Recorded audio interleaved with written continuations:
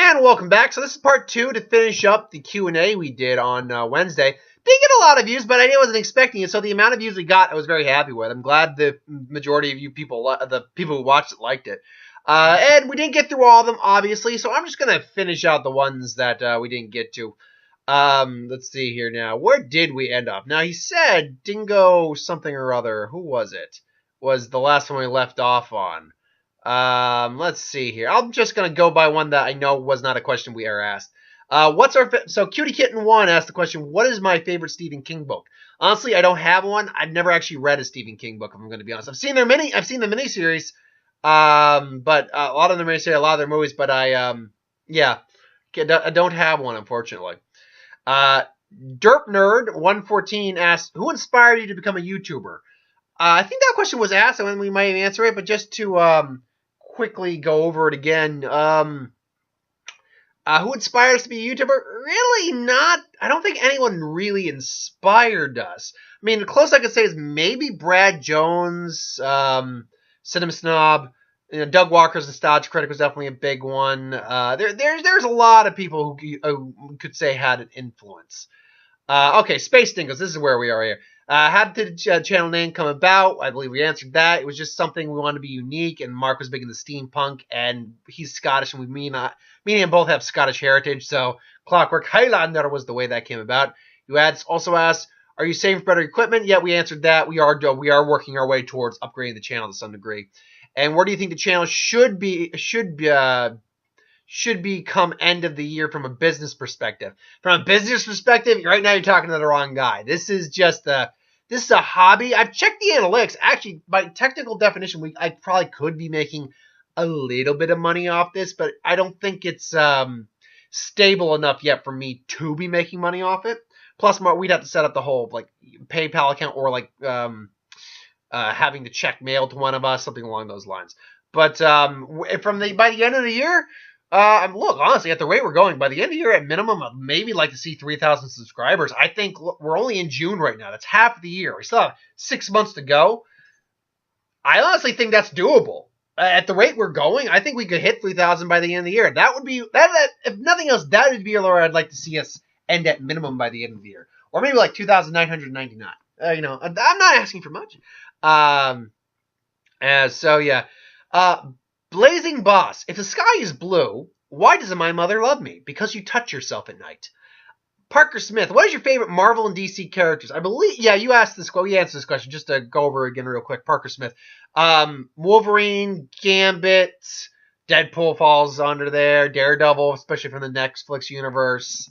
I'd have to really think on it. I have a couple ones that really stand out. But I have to really think. Thanos has always been a big favorite of mine. The High Evolutionary is a cool character from the Marvel side of things. Venom. Take Venom. I like Venom and Carnage, but Toxin's the one I always liked. Just because he's stronger both of them. I like the way he looks. He kind of looks like the Scarlet Spider a little bit. Also, DC characters, Batman's obviously a big one. Deathstroke was a big one. I like Darkseid a lot. Larfleeze. I like most of the Lantern Corps, actually. Lantern Corps characters are always a big proponent of mine. Mogo is always fun. I'll be honest, I'm not a big fan of Superman. Never have been. And also, if you've seen Ben 10, I had to answer that. Yes, I have. I really loved the first series, the second series. Ultimate Alien, I kind of just, whatever. It was a continuation of Alien Force. It was set in the same timeline, but it didn't have the same feel, a bit of the same regard. How did you feel when you posted your first video? Answered that. We were like, oh, awesome. Ghost the Juicy Gamer Boy Sadberry asked the question, do you have a girlfriend? Why, offering? And then a couple people actually commented below that, yes, I do have a girlfriend. She doesn't like, it's not being on camera she actually has a problem with. It's the YouTube internet environment. I'll say what it is. She is a little sensitive. She's not as thick-skinned. And unfortunately, to be on YouTube, you do have to be a bit thick-skinned, be able to take the brunt of abuse from people. Luckily, most of them, all of you guys are awesome, and I appreciate every last one of you. Especially my viewers, especially the viewers who can just, have a civil conversation.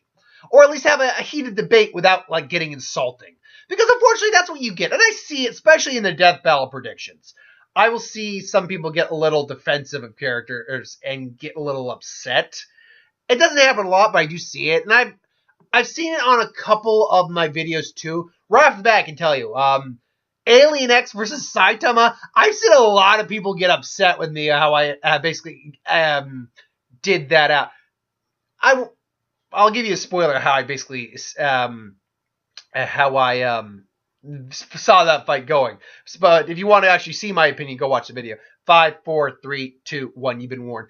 I said that obviously Alien X wins because he can literally warp realities, destroy and create whole new universes, all that. Saitama, as far as we know, has no... Saitama is pretty much king, god in his world. Outside of his world, he's super strong and stuff, but Alien X is literally a multiversal being.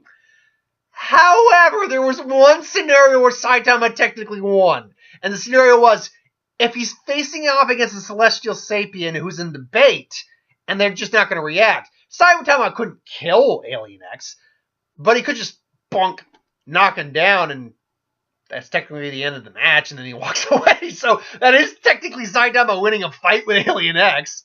Fight me on that, bro. But yeah. Another one where, this one. Madara versus Aizen. I cannot tell. I don't know. You can look in the comments in that video. I'm not going to bother going back and looking up. I don't call out usernames in that sense. I'm not going to call someone out on that. Someone wants to debate something, that's fine. Or go after them, that's their business. Just be respectful about it. It's their opinion.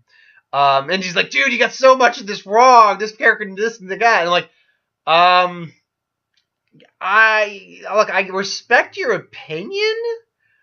But you have to look at it from some different context. Plus, I think you're getting a little bit of your information wrong as well. I didn't say that. It's their opinion. Because they were going paragraph by paragraph by paragraph on information.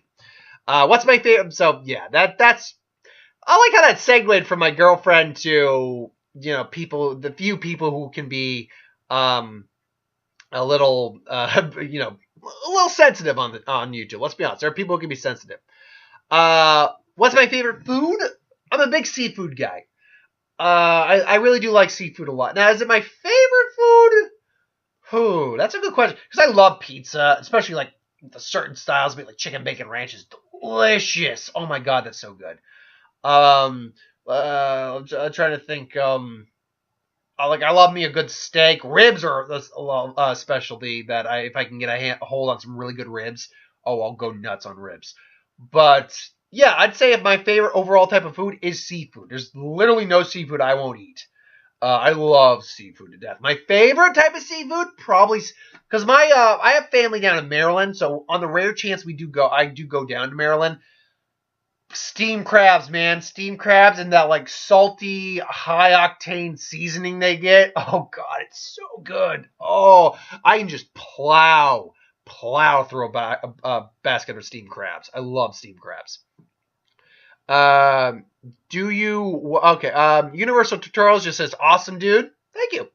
I'm not gonna even dare trying to pronounce that because there's so many lack of vowels. But I'm just going to abbreviate. JD says, my do you what if? I'm going to guess that is you asking me to do your what if. If you gave me a suggestion, it's in the book. It's in my notebook, which I actually have right here. I just got to do a who would win a little bit. But it's in here. If you have already given me a suggestion, it's in there. So, like I explain a lot of the time, the way I actually decide which one I'm doing, it's just a first come, first served system. I write down a person's name, take their suggestions. If they give me more, I give more suggestions. But I always have to fill in more people's names because more and more people subscribe to the channel and therefore give their suggestions. So I have to, I want everyone to have a fair shot at getting their suggestions, said. So it just, especially now with the who and wins, that's easy. Those are just one-shot videos. It allows me, I can rotate through those a lot faster than the what ifs. The what ifs are very oftentimes multi-part videos, so I can only usually do about 2 long-term or outstanding what ifs throughout the week, with the exception of the week of what if, where I usually have about 3 going on. The 2 ongoing ones I have, and a third that is the fill-in. And sometimes that'll be a one-shot what-if. Sometimes I'll only take 1 or 2 episodes, so I can usually get out multiples. So yeah, that's that. If whatever what-if you did give me, I will get to it. Unknown 176 asked the question. Good, or to me, just asked, says, good job at hitting 2,500. Thank you. Jonathan Forbes says, wow. Thank you, John. And the last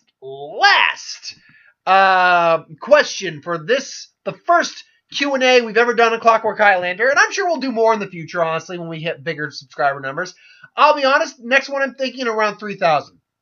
So when we're getting close to hitting that 3,000 marker, I'll put up another video announcing next Q&A. I'll put out like a post and everything for that. But Jade the Critic asked the question, what is the first movie you saw in theaters? The earliest movie I can remember seeing in theaters. I want to say it was The Lion King. Now, I know I had seen maybe one or two movies prior to that, but the earliest memory of a movie in theaters I had is the original, is Lion King. I do remember seeing that in theaters and be like, well, it's awesome! Lion King, right, lions! And say that, I don't even know the words in that song. I actually, back in the day, I used to sing in chorus, and I used to really be a good singer. My voice still isn't bad. With practice, I can get it back. I just don't practice that. Like, besides singing in the car, obviously.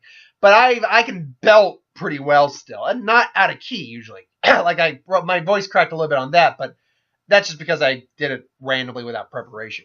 I could actually belt that pretty good. Anyway, I digress. So that was all the remaining questions. Thanks for watching. Hope you enjoyed. Like, comment, share, subscribe. As always, if you want us to review something, put in the comments below. Let us know. We'll do a review of it at some point. And ideas for who would win, Star Wars, Super Magic, whatever, anything to do with the channel, put that in the comments below as well. I'll get to that at some point. So we got a who would win, and that's all for today. I'm pretty much, unless for some reason someone's asking me to head out, I'm kind of just staying in the night. So thanks for watching, and I'll see you next time, folks. Later.